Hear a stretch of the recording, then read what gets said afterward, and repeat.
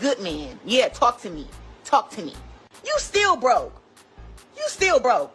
It's just miserable and sad. That's all they doing. That's you wish you can be in place. You doing all that. You doing all that. Yes, my life is very peaceful. Who is this who said that? Kel. Yes, my life is very, very, very peaceful. I live in a 7-bedroom house. I got a pool in the back with a basketball court. I got a gym in the basement. I got millions of dollars. I can buy what I want. Yeah. All that. And I'm happy as fuck. And I got a good man. Yeah, talk to me. There you go. It's nothing that, just how y'all can write words and y'all can make posts in capitals and y'all can blaze and y'all can post old pictures. In the past, sure, but the way she's moving now with this new money is hard to ignore. Nobody needs to dig up old photos or old receipts to see what's happening. There's nothing wrong with growing up without money, but the issue is how she constantly brags and talks down to others, acting like everyone else is broke when it was her own family in that same spot not long ago. For someone who claims to mentor young black girls, that behavior comes off super off-putting. What makes it worse? She shames people for not having money when hers is still brand new. If someone had done that to her back then, everyone would have called it cruel. Now she's doing the same thing, and her fans rush in demanding grace, for her, not anyone else. That double standard is exactly why people are fed up. Claressa is irritating more people than just random critics now. Former supporters are speaking out. People are noticing the patterns and getting tired. These aren't wild accusations, just small observations stacking up. Things her fan base keeps brushing off are becoming impossible to ignore. Then there's the situation with Remy. It's clear she's getting under Remy's skin too. Remy responded quietly but effectively, showing she sees the same behavior everyone else has been noticing.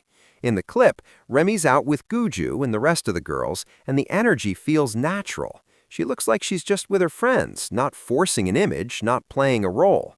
That contrast hits when you watch side by side. Remy wasn't impressed with the copycat behavior. What makes her response land is how calm and factual it is. No confusion, no theatrics, just clarity that's hard to dismiss. Another thing people keep pointing out is the constant baby talk.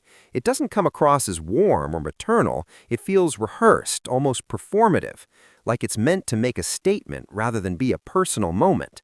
Having a baby, especially a planned one, is usually deeply meaningful. Instead, it comes off forced.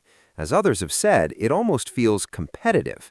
The repeated emphasis on having a baby young seems pointed, especially knowing Remy waited, struggled, and went through IVF to have her child. I don't know if it's mayonnaise, but it's good. Young for Peyton NFL Man of the Year presented by Nationwide. It is Wagner. What an incredible honor this is. It's not about the stats. It's not about what happens on the field.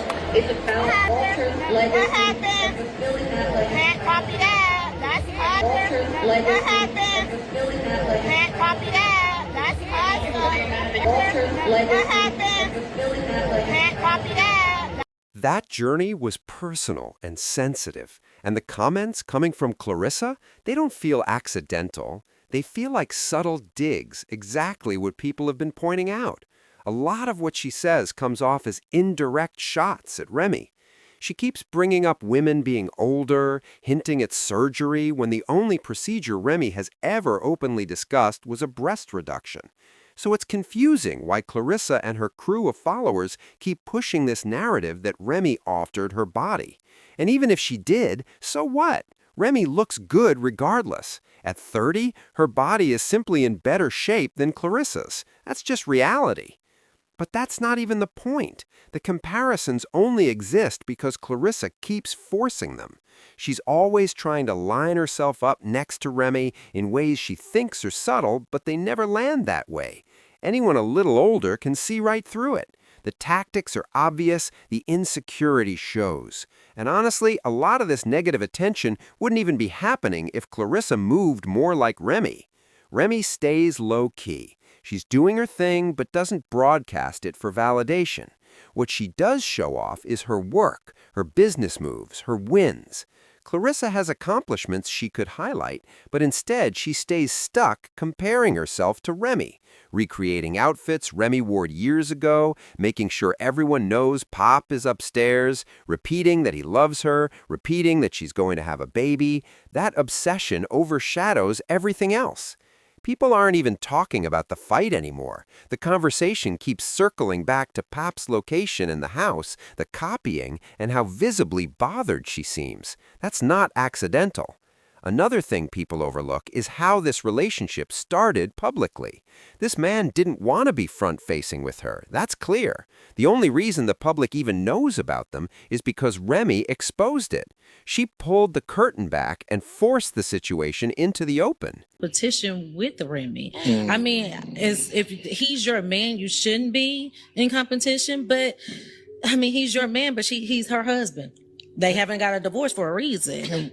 Is the competition the baby? No. How else can I think Remy all of it compete? is. I think all of it. I think that's why she's saying, I'm going to have a baby next year, and keep saying it because she's jealous of the baby. Before that, he was comfortable staying hidden behind his Before this, he was perfectly fine staying in the shadows, hiding behind his marriage, avoiding public commitment, keeping his moves off the radar.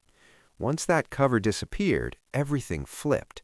Now, Claressa herself admits Pap isn't a fan of social media attention. That matters because suddenly he's always upstairs, suddenly he won't eat on camera, suddenly he wants privacy.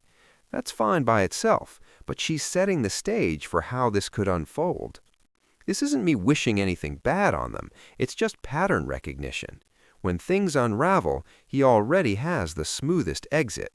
All he has to say is that he never wanted the spotlight, never wanted the internet involved, and warned her from the jump. From there, walking away is effortless. Her nonstop posting, oversharing, and performative energy only make that exit easier by the day. On top of that, she's unintentionally giving Remy extra room to sit back and laugh at the whole situation. The internet sees it too, and some people connect with Claressa's energy. They project, thinking if she can win, so can they. That hope is relatable, but reality doesn't always play out that way. Sometimes the lesson only hits when someone falls publicly.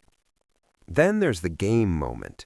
Remy stands up in her outfit, confident, relaxed, showing its custom, something that can't be duplicated. That visual alone speaks louder than any caption. Now watch closely. Notice how fast Claressa scrambles to find something similar. Watch the comparisons get pushed again and again. It's starting to feel like a competition she thinks she's winning, even when the scoreboard clearly says otherwise. What makes it obvious is how one-sided the whole thing is. Remy isn't online proving anything. She isn't chasing validation or forcing a narrative. She moves like someone who already knows who she is and what she's built. That confidence doesn't need captions, constant explanations, or dramatic oversharing. Claressa, meanwhile, keeps putting everything on display. The more she posts, the more insecurity it broadcasts. Instead of letting the focus land on her actual achievements, she redirects attention to a competition only she seems invested in. When someone publicly measures themselves against another person, it usually tells you more about their mindset than their success.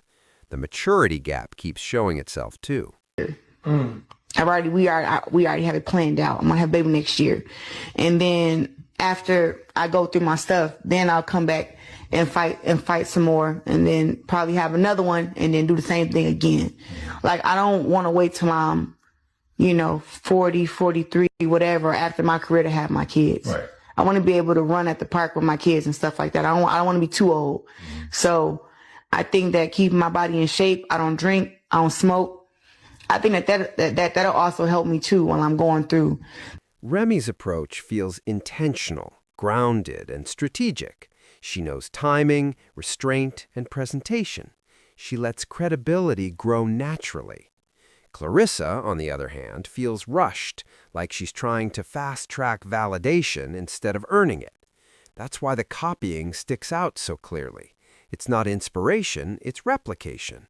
When outfits, language, and even life milestones start lining up too closely, people notice. Once the audience sees it, it's hard to ignore. Instead of carving her own lane, Claressa keeps circling someone else's, which only reinforces the perception that she's more focused on comparison than building a legacy. At the core, this is insecurity wrapped in performance. The relationship, the baby talk, the constant need to show proximity to a man who values privacy, all of it reads as proof-seeking, and proof-seeking never ages well.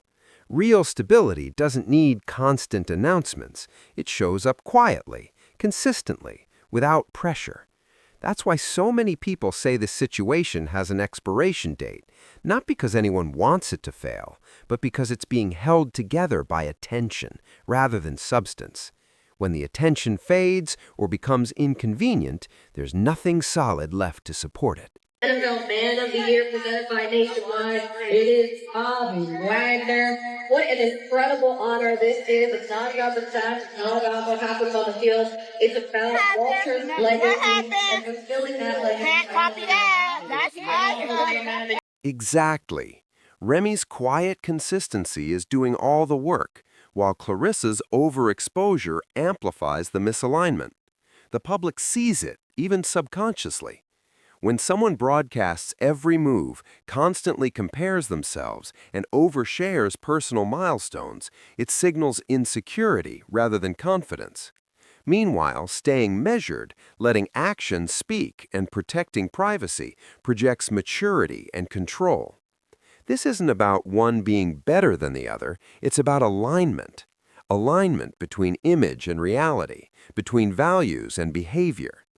Remy's moves are aligned, calculated, restrained, and authentic. Claressa's moves are misaligned, performative, reactive, and comparison-driven. The internet recognizes patterns, not